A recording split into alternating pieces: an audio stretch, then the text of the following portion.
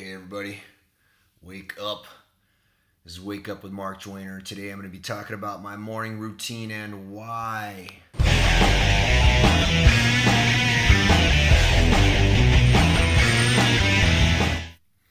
Alright, it's kind of ironic I'm talking about my morning routine today because I will not be doing my morning routine today. So I got an early flight to catch. I'm going to be leaving Singapore, going back to Phuket. Very much looking forward to that, although I had such a fantastic time here, and I want to thank Melvin So and Josiah Tan and the entire Enlightened Profits team for doing such an amazing job.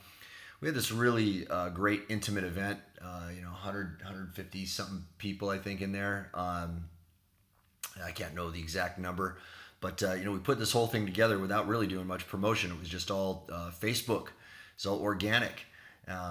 It's kind of fun, and we intended to keep this kind of small this time. Was the whole intention of the whole thing, and really, anyway, there's a lot that's going to come of this. That's pretty profound.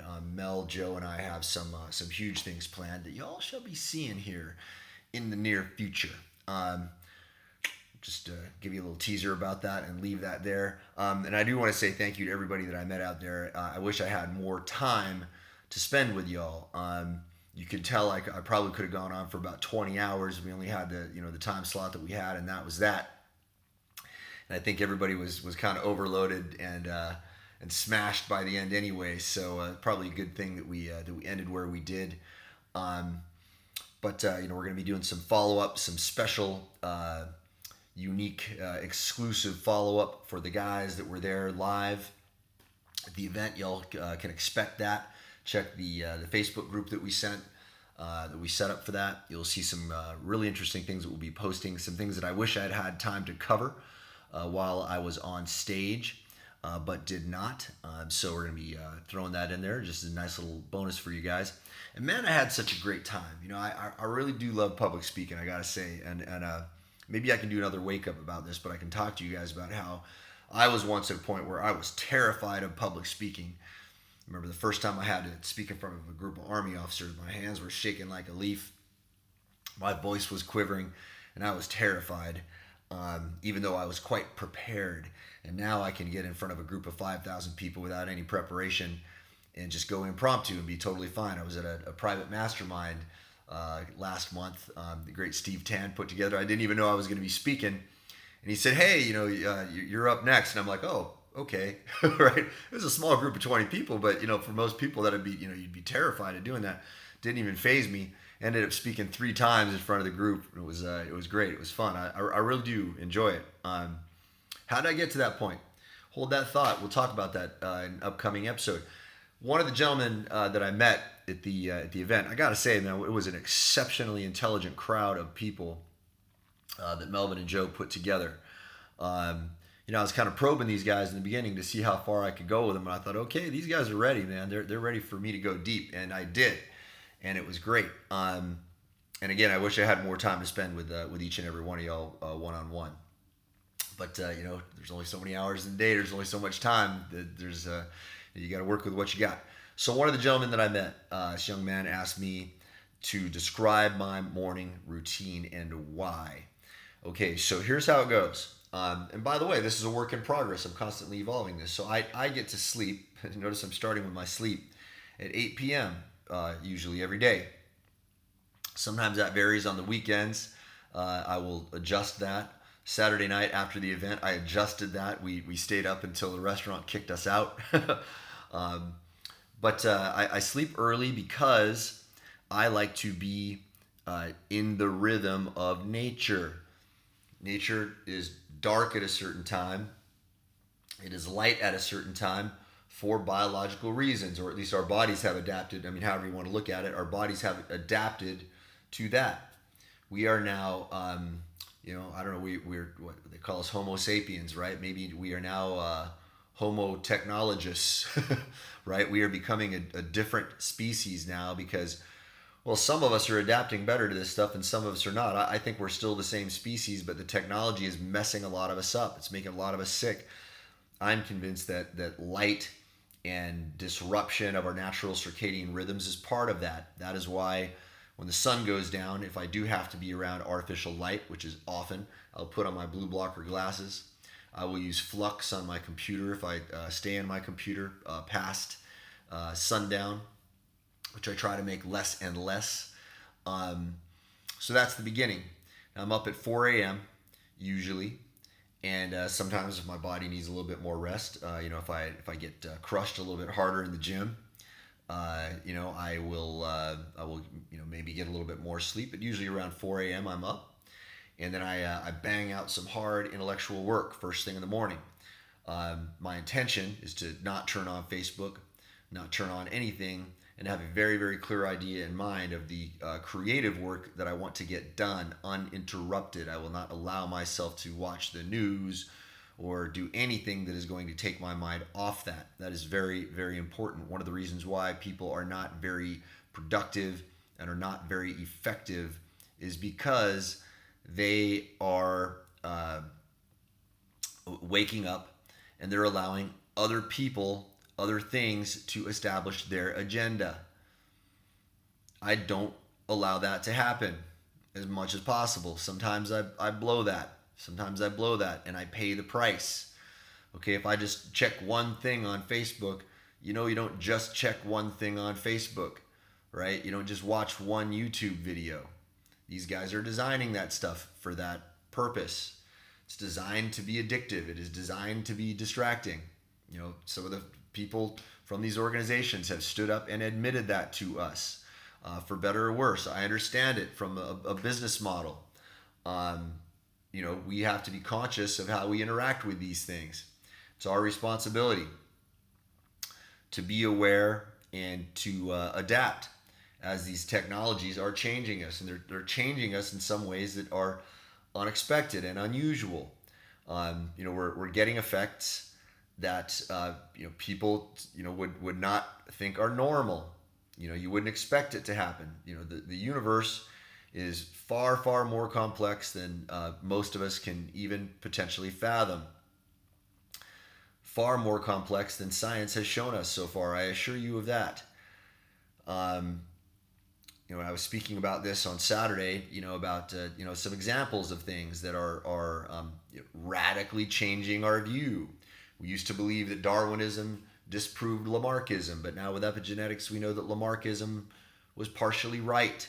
Now with the nanomaterials revolution, we know that our view of chemistry is but a partial view of what is possible out there. Now we know that there's perhaps an infinite layer of periodic tables behind the periodic table, for example. You don't think that's true? We can have a conversation about that. I can explain to you how many, many people are seeing evidence of that. Perhaps there are multiple dimensions. We should not be attached to any one view of reality, because I don't believe we are equipped to understand it completely. At least I haven't met anyone who is equipped to understand it completely. That would be the Godhead, if such a thing exists, right? That's not us. That's not us.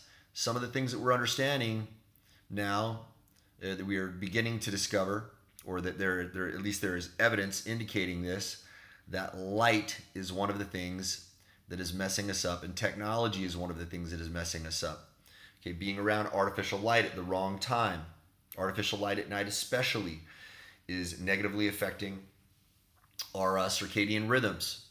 It's keeping us up at night. If you have trouble sleeping and you are a techno addict, that is something that you need to consider. You need to take a very close look at that. Dr. Jack Kruse is one of the guys who's been popularizing this stuff, but it is not only him.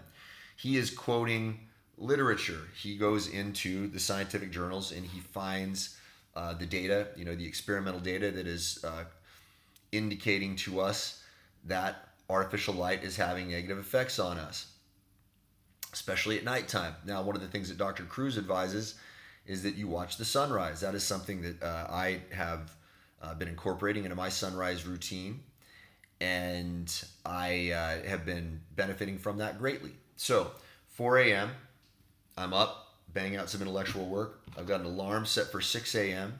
Why? Because sunrise time in Phuket around now is about 6:20.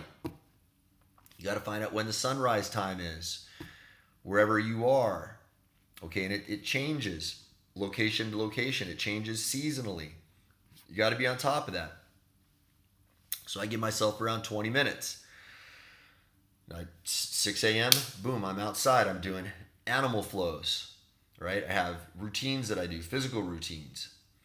And then right around when the sun rises, that is when I pop down into, my cross-legged position, which I'm evolving toward a lotus position. My legs are not quite ready for that yet, but I'm moving toward that. I'm getting more and more comfortable in a cross-legged position. It's one of the reasons why I incorporate that into my routine. It is one of my fitness goals. I have some rather obscene fitness goals. That one is not too obscene, but it is one of them. So I plop down into a cross-legged position after I do all these animal flows. And oh, by the way, I do the Superhuman 6 that Thomas Engberts is going to be teaching us all very, very soon. You guys will be seeing a website released about that I'm working with him on. Thomas is my personal trainer. He is also a guy that is fixing Johnny Walker's body right now. Johnny Walker is the one guy that people believe has a chance to beat John Jones in the UFC. He's probably the only guy who has a chance. That is my personal trainer as well. I'm working with him on his marketing. He's working with me on my body. Now, so I do my flows, my animal flows. You guys can Google animal flow and you guys can create your own animal flow routine. Benjamin Barone, my trainer back in Manila, helped me craft one. And then I have been modifying that and adjusting it, based on my needs. Go down that rabbit hole, okay? Moving your body in a very flowing motion throughout the day is very, very healthy. It's very, very good for you. It's a very good way to start your day. Okay, so then when the sun is about to rise, I get down in my cross-legged position and I do something called breath of fire, okay? It looks sort of like this. Google it, okay? It's a very forceful breath, okay? It's to be contrasted with Bastrika, which is more like that. So you'll notice with Bastrika, they're just pushing out and then they're allowing the breath to come in. Breath of fire is different. It's forceful in and out. It's Bastrika is more like, okay? Bastrika is something the hot yoga guys, the Bikram yoga guys do a lot towards the end of, I think the beginning and the end of a hot yoga session. After I do my breath of fire round, I do something that I saw Hickson Gracie do. I breathe all the air out, and then I pull my stomach in, and then I give my internal organs a massage. I roll my abs up and down, and I move my body around like this, okay, just to give the internal organs a massage. Why do I do that? Well, your internal organs are surrounded by, for a lot of us, a lot of fatty tissue, and that is constricting the blood flow in those areas. There's also, going to be myofascial tissue in there that can constrict those things. Giving that massage in your internal organs stimulates some blood flow in the internal organs that is not experienced by most of us. And blood flow throughout your body is one of the things that you need to keep your body moving. As the great Paul Chek says, there is no lymphatic pump. You must pump it with movement. I've benefited from it greatly. It stimulates digestion. It does a lot of really good things for me. Seem to be doing a lot for Hickson Gracie. Hickson Gracie is a guy who fought undefeated 500 bare knuckle rounds. No holds barred fights. These are the fights that are even more intense than UFC, than what you see in standard MMA. He's sort of like one of the great lesser known heroes of the Brazilian Jiu-Jitsu movement. One of the lesser known heroes of the fighting movement. He's lesser known because he fights a more intense fight, and you don't see this on TV. UFC has stricter rules than you'll see in the kind of fights that Hickson used to do. Hickson's doing it. It's good enough for me. Okay, now, by the way, Hickson Gracie also has a morning routine. Similar. He does his stuff on the beach. I'm not living by the beach right now, sadly, but I'm living in a wonderful, wonderful location with some great, great friends. I'm around nature at the very least, okay? And it's important to do this in a natural setting if you can. After I do my breath of fire, I do a round of Wim Hof breathing. And I do a full round, capped by my held breath push-ups. If you guys have gone to the Mark Joyner 50 at 50 Challenge website, you can go to markjoyner50at50challenge.com and you can see me where on my 50th birthday I did 50 push-ups with my breath held. How did I do that? I did that with Wim Hof breathing. Now, normally you cap that off with an ice bath. I'm in a place right now where we don't have those facilities set up. That is something that my roommates and I are setting up so that I can go back into doing that. I strongly encourage you to look into Wim Hof breathing and ice baths. I am not a medical professional. This is not professional advice. Check with your doctor. Don't do anything stupid. I'm just a crazy guy who somehow at 50 years old is fitter than most teenagers. Okay? Some of what I'm doing might have something to do with that. I don't know. It's up to you. You decide. Your life. You're big boys and girls. You make your decisions. I'm not giving you professional advice. I legally cannot do that in today's day and age. Probably not responsible for me to do that because I test myself. I push my limits. I do kind of odd things that most people, would think are quite strange. I share some of those things with you guys. My beliefs are quite different from what the traditional medical community would tell you is the capital T truth about the body. Why? I don't trust a lot of it. Is it I'm anti-science? No. I am very pro-science. I am anti-bullshit science is what I'm against. I'm against some of the science that has been funded by people without your best interest in mind. For example, we saw on TV, decades ago. All you youngins are too young to remember this, but there was a time when we had a panel of scientists testifying in front of a congressional committee that cigarettes absolutely do not cause cancer. I think we all know now that there is a very strong correlation between smoking cigarettes and getting cancer. Now, causal, it's a whole philosophical rabbit hole we can go down. I'll give you one of my Joynerisms. You guys have heard me say this a lot. Causality is not binary. It is multivariate and conditionally dependent. Okay, do cigarettes cause cancer? Well, not always, but we see a strong correlation between smoking cigarettes and getting cancer. At least I know that when I smoked cigarettes, my physical capacity was greatly diminished. So why am I bringing that up? Because not all scientific literature is valid. Okay, a lot of it is paid for by people who have an agenda and want you to believe specific things. Okay, so I get my information from many, many sources. It's something I learned in the intelligence community. If you know that you have a target that you want to hit, and you want to make certain that that is a target that is a legitimate military target and not the home of a family, you better verify that information through multiple sources. This is why I read all kinds of literature. It's why I expose myself to the opinions of many, many different people. It's why if I read a scientific paper, I do not take that as holy writ, even though when we watch the popular science dumbing down of scientific literature, what we have often is a scientific journalist who reads the abstract of the article without actually digging into the article and understanding it himself, because I'm sorry to say he is not intellectually equipped to do so, or he is a propagandist or a shill who is paid to come up with a conclusion to persuade you in a particular direction. Yes, that's real. Yes, that exists. It has existed for a long, long time. Okay, that guy often draws a conclusion from the abstract that is not supported in the literature itself. And sometimes the conclusions in the abstracts are not supported by the conclusions themselves. Somebody's trying to call me right now. Whoever that is, I'm just going to turn my volume down so you don't have to be distracted by that.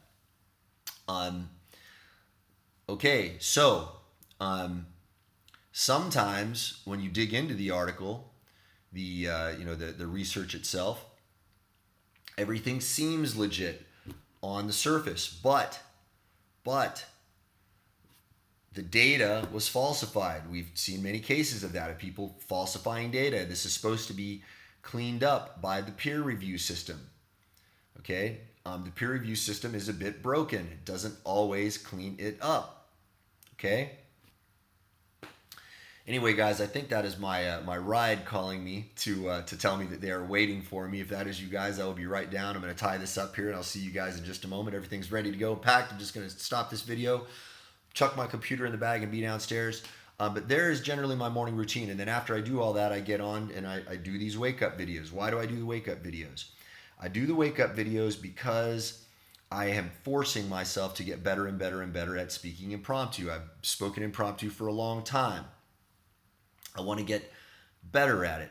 So I'm engineering my day so that I am forced to do things that are going to produce certain effects in my body. That's the whole point of all of this, guys. Your routine does not have to look like my routine. You do not have to believe some of the things that I believe or I experiment with or that I am hypothesizing. You come up with your own. You figure out what you want in your life. You design a routine around that. And that's a call probably telling me to get my butt downstairs. You all have a beautiful day, and I will talk to you all tomorrow from